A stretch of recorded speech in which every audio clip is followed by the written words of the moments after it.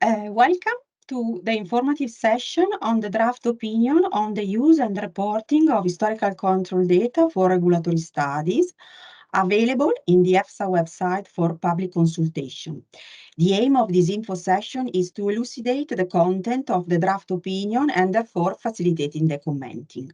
My name is Arianna Chiusolo. I'm a Senior Scientific Officer in the Pesticides Peer Review Unit of EFSA, and I'm going to share this presentation with Martin Wilkes, the chair of the working group that developed the opinion, and with my colleague Laura Martino, a senior statistician in the methodological unit.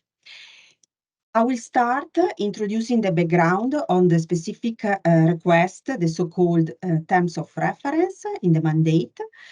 Martin will then present how the terms of reference were interpreted by the working group for the development of the draft opinion, the data that were used, and methodology that was applied, and in particular the approach with a proposed decision scheme for the collation, evaluation, and use of reporting historical control data. The practical application of the decision scheme to one example will be presented by Laura. With a case study. And in the end, I will briefly show you the structure of the draft opinion and annexes, and I will close the info session with information on the public consultation. Historical control data are data from studies conducted under the same or similar condition as the toxicity study under assessment. Their submission is a data requirement for pesticides in the context of the peer review of the risk assessment of active substances under the provided by the European legislation. Only few requirements are provided in the legislation. The submitted historical control data shall be for the endpoints that could represent critical adverse effects and shall be strain specific and from the laboratory that conducted the study under the toxicity study under assessment, the so-called index study. They shall cover a 5-year period centered exclusively as possible of the date of the index study. Similar indications are provided under the legislation subchapter on carcinogenicity and reproductive toxicity. Historical control data are used to distinguish between treatment-related effects and background normal variability when interpreting the results of an index study. This is the primary use in the regulatory context to date. However, this is not, only one of the possible uses of historical control data. Currently, the compilation of this data as provided in the regulatory pesticide dossier is quite variable. Heterogeneous information are heterogeneous, and there is no or little statistical analysis of the data used for the compilation. Also, the reporting is quite heterogeneous. There are some, in some cases, quite detailed, in other cases, very poorly detailed. Although there are some generally agreed principles on the use of historical control data, in practice, this is not harmonized, and consequently, there are some inconsistency under the peer review process. All these evidence the need for recommendation on how to collate, how to evaluate and use historical control data in a regulatory context to have a common scientific interpretation of the legislation on data requirements. This recommendation may also be applicable to other areas than pesticides due to the horizontal nature of the topic. Based on this, the plant protection products and their residue panel was requested to develop this scientific opinion with the aim to elucidate the requirements on the use of historical control data for interpretation of studies used for regulatory purposes, including but not limited to the carcinogenicity and the reproductive and developmental toxicity studies. to clarify how historical control data should be compiled as part of the regulatory dossier, and to assist the interpretation of historical control data in the context of the evaluation of the regulatory studies. The mandate deadline for the adoption of this opinion is end of November this year. And with this, I leave now the floor to Martin. Thank you very much, Ariana. So the working group was composed of members with specific expertise in toxicology, ecotoxicology, and also statistics.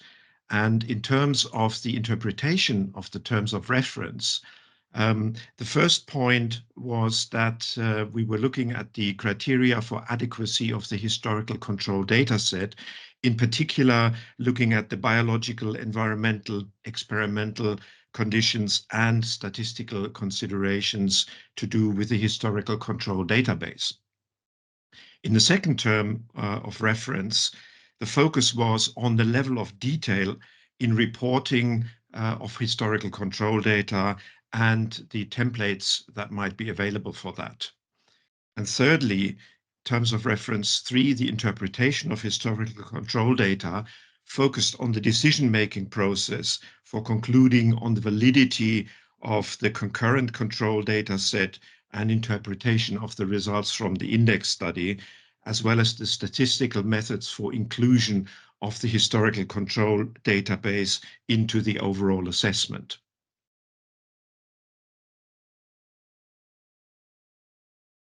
The data and methodology, we were able to draw on pre-work that had been completed in an EFSA outsourcing project that contained 3 elements. The first one being a survey of the literature on historical control data.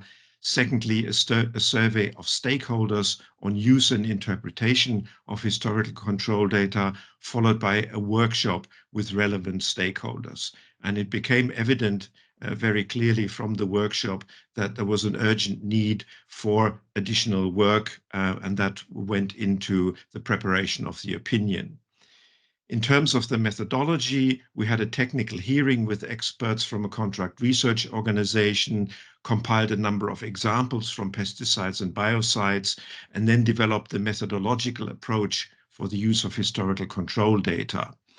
And this led to the preparation of a decision scheme to guide in a step-by-step format the evaluation of historical control data acceptability and their integration into the assessment of the index study. Also, we prepared a number of illustrative case studies, one of which will be presented today, and finally some templates for reporting of the historical control data set for various endpoints. This is then the decision scheme that you can find in the draft scientific opinion. And the decision scheme contains 3 major blocks or clusters of activity. The first cluster is the planning phase, and this contains only 1 step. The planning phase is crucial to the development of the approach for historical control data use because it involves the interaction between toxicologists and statisticians and should ideally lead to the preparation of a protocol, or rather the inclusion of the approach to historical control data use in the protocol of the study in question. The second cluster then contains the analysis of the historical control data itself. And that has a number of steps, starting with a review of the data that were provided by the applicant with respect to the legal requirements, but also the additional criteria that I mentioned in the previous slide.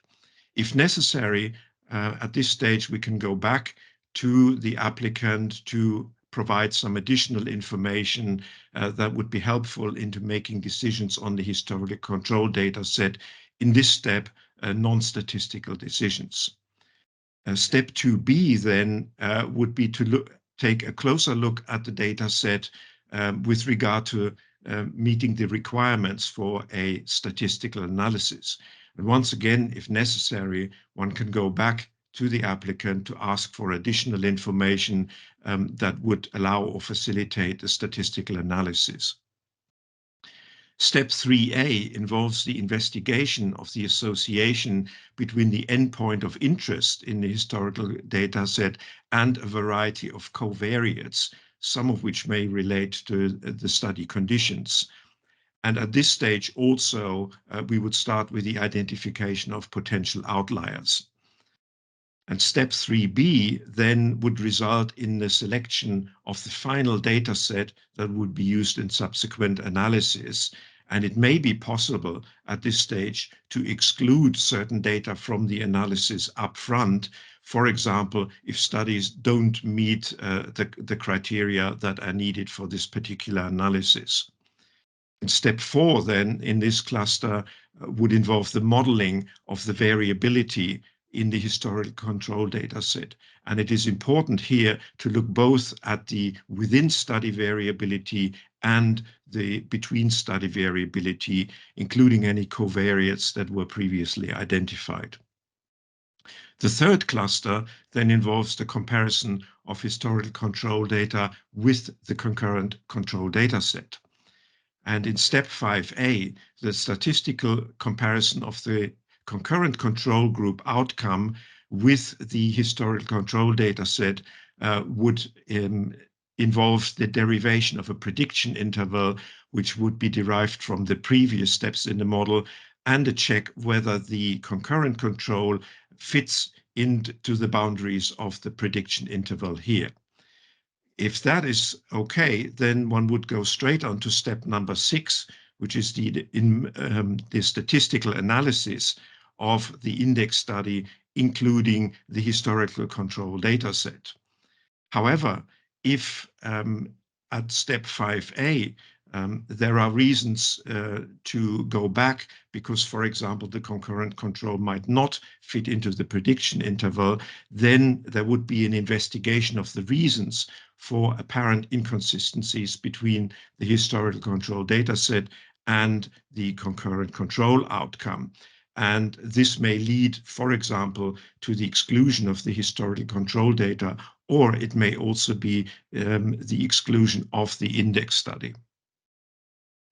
I mentioned already step number 6, the statistical analysis of the index study that would be carried out then. And step 7 finally involves an influence or sensitivity analysis of the conclusions with regard to the assumptions that were made in the statistical analysis and the decisions that were taken. And once again, it's very important to realize that this is not just a simple mathematical or statistical decision, but at each of those steps, whenever decisions are taking place, there would be an interaction between subject matter experts and statisticians.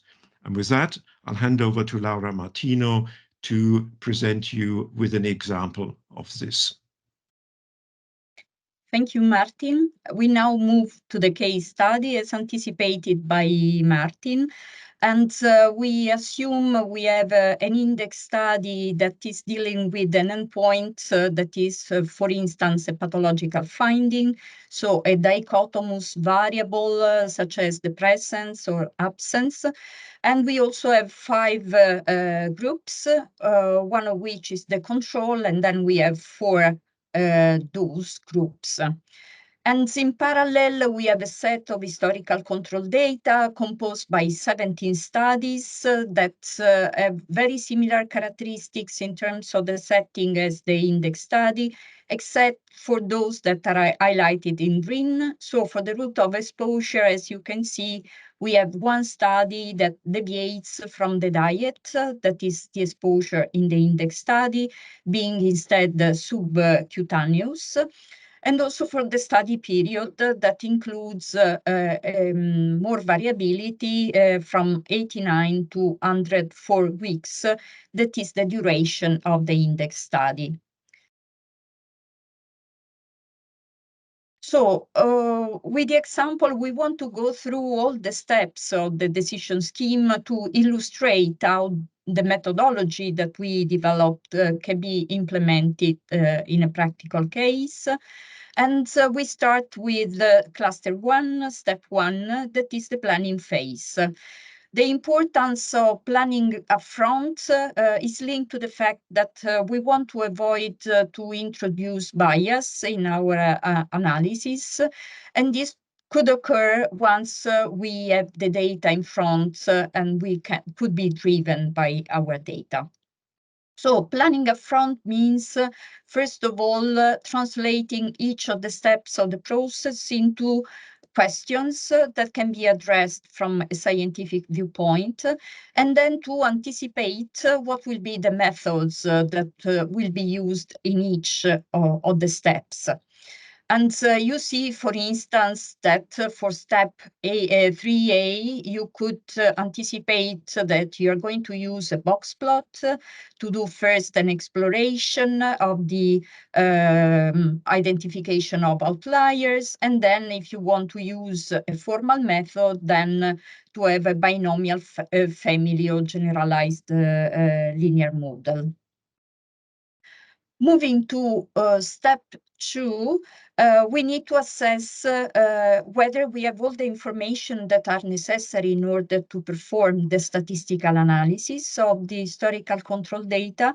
We assume that all is fine with this, otherwise we should go back to the applicant to ask for additional information. And we then move to step 3A and 3B, where we start investigating, doing a preliminary analysis of historical control data with the purpose of investigating possible association between the endpoint and the series of covariates, and also we look for potential outliers. This is because we want to have a set of data that are as close as possible to our index study, but we also want to avoid that we have too much heterogeneity within the study. Of course, there is a trade-off because achieving a data set that is very close to the index study could imply also to have a selection of a subset of historical control data, losing in this way some studies and consequently also potential power. So let's see step 3A, what implies in practice. We investigate, we look for potential outlier, starting as anticipated in the protocol with a box plot. You see here that you have the traditional, the conventional fences that are described by the gray dashed lines.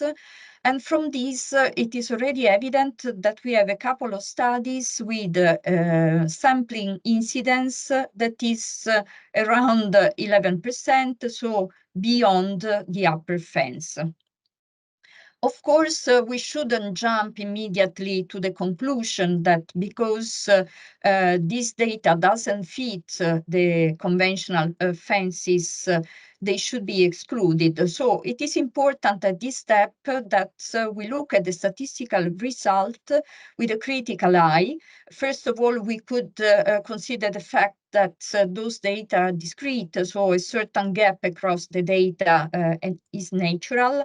So the conclusion in this case is that there is no obvious potential for outliers, but it is very important also to consult the domain experts, and the interaction with them is very critical in several steps of the process, as we are going to see. Then we continue investigating the association between the endpoint and the covariates. Again, we could start with an exploratory analysis. You see on the left-hand side this graphical display that already highlights that the data clusters, the study in the historical control dataset clusters according to the duration. So incidence is greater for longer duration compared to a shorter duration. And if we go for the formal testing, indeed, we can confirm this first guess, since the test for the association is statistically significant. In this case, you see this displayed in red in the table on the right-hand side. As for the rest of the covariates, the statistical test doesn't highlight an association, but we should be cautious also in the interpretation of these results because we might not have the power necessary for identifying the association. So again, the message is that it is also important to have an interaction between statistician and domain experts also in this case. So what we do then in step 3b, we start with a conclusion drawn in the previous step. So there is an evidence for association between the endpoint and the study duration. So in consultation with the domain expert, we could decide to exclude the 5 studies that have a shorter duration. And this is because from a biological viewpoint, we could expect that the pathological finding develop in a later stage of the animal life. So if we include the studies with 92 weeks of duration, we could bias the results, underestimating the incidence. For the rest of the covariates, differences in route of exposure, diet, study type, and others were not considered biologically important, thus confirming the results of the statistical analysis. So again, the message here, statistical analysis is important, but also a collaboration with the domain expert and biological aspects should be taken into consideration. So we move to step 4, in which we want to model the between and within study variability. And those are 2 key factors in the theoretical framework that we have defined for using the historical control data. And for those that want to know more about the theoretical framework, I would invite you to go to the section 3.2 of the opinion. So the way to model between and within study variability depends on the nature of the variable of the endpoint at end. In this case, we have a dichotomous variable. So the best way to model this is to use a beta binomial model with a beta distribution that is meant to describe the between study variability in the incidence, and the binomial distribution that instead used to model the number of animals with positive findings. So once we have accounted for the 2 components of variability, we are able to summarize the historical control data and to move to the 3rd cluster, that is when the data of the index study enters into play. So now we want to compare the historical control data and the concurrent control with a double purpose. So to assess on one hand side the reliability of the concurrent control, but also to understand whether they are similar enough so that we can proceed with the integration of the historical control data in the analysis. So in step 5a, we have 2 approaches that we can implement and we propose in the opinion. The first one stems from the assumption that the concurrent control and the historical control data are similar. So we will proceed to step 6 unless we have an evidence that provide some evidence for difference. So we use the historical control data to estimate a distribution from which we set a prediction interval that is meant to predict the outcome in a further control group, including the concurrent control. So looking at the concurrent control outcome that you see displayed by the continuous black bar, we want to see that this is for the number of findings, so number of animals with a finding. As you can see, this lays in the middle of the prediction interval. This means that we have no evidence to say that they differ, and we can proceed straight to step 6. In the alternative scenario that you see described by the dashed line corresponding to 8 animals with a finding, you see that this is not contained in the prediction interval. So we need to proceed to step 5b and investigate what might be the reasons for these inconsistencies between historical control data and concurrent control, and then make decisions according to this further investigation.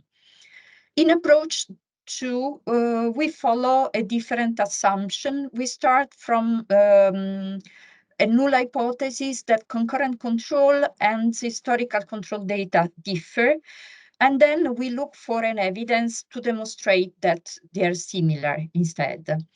Again, we look at historical control data to set a distribution, this time on the incidence rate, and we set a prediction interval for it.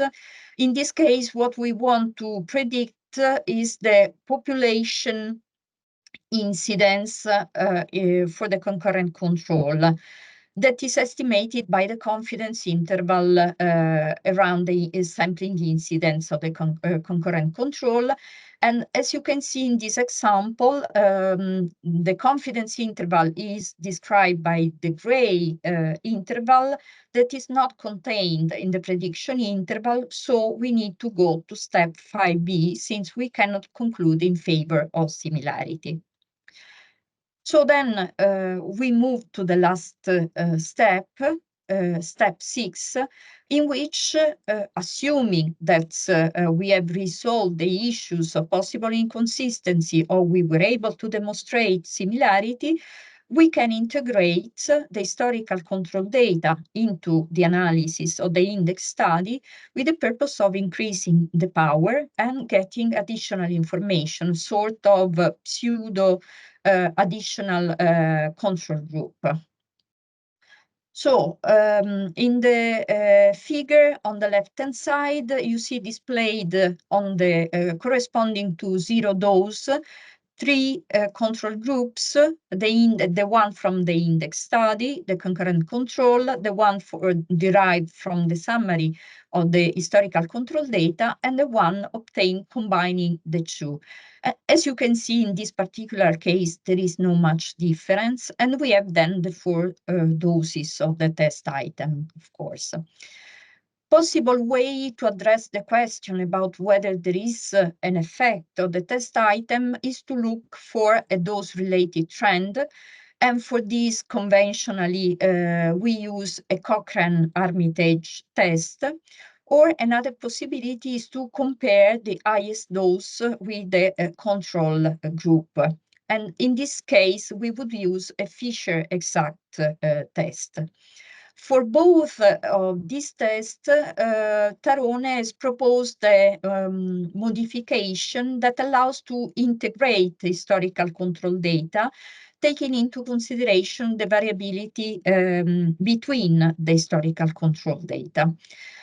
Looking at the results, so you see in the first line of each test, the result that would be obtained without the use of historical control data, and in the second line, when integrating the historical control data.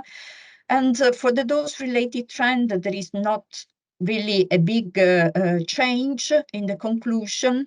There is just a decrease in the p-value that derives from the achieving a bit of more evidence in favor of the dose-related trend.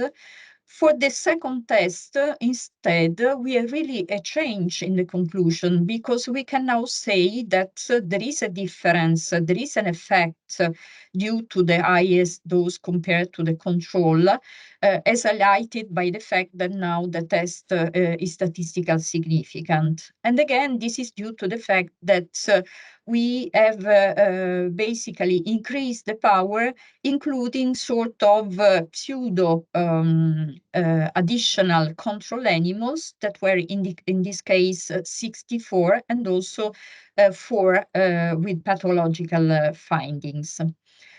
To conclude, I would like to highlight that the weight that the historical control data receives in this analysis is not fixed, but depends on the between study variability. So the more heterogeneous the study are among them, the less the weight that overall the historical control data receive, and vice versa. And with this, I have completed the presentation of the example, and I would hand over to Arianna again. Thank you, Laura. So in this slide, you can see the table of content of the draft opinion, highlighted in green the sections that you will find for the description of the decision scheme, the cluster, and the steps, and the appendixes reporting the step-by-step application of the decision scheme to 3 different case studies, including the one that was just presented. As supporting document to the draft opinion, 5 annexes are also published, and some of them presented proposed templates to assist historical control data compilation and reporting for the endpoints in repeated dose toxicity studies, in reprotoxicity studies, and in developmental toxicity studies. These are Excel files. And in the first sheet, the first sheet should be used to present general information on the historical control studies. And in the second sheet, you should present specific information and data on the endpoint. So these templates are offered with the aim to improve harmonization in the submission of the data. And we are now approaching the end of this info session. So I would like to encourage you to submit comments to the draft opinion published in the EFSA website under the public consultation page. The public consultation is open for 8 weeks from the publication date, so don't forget to provide your feedback. And with this, I close the info session. And with Martin and Laura, we want to thank for your attention, and goodbye.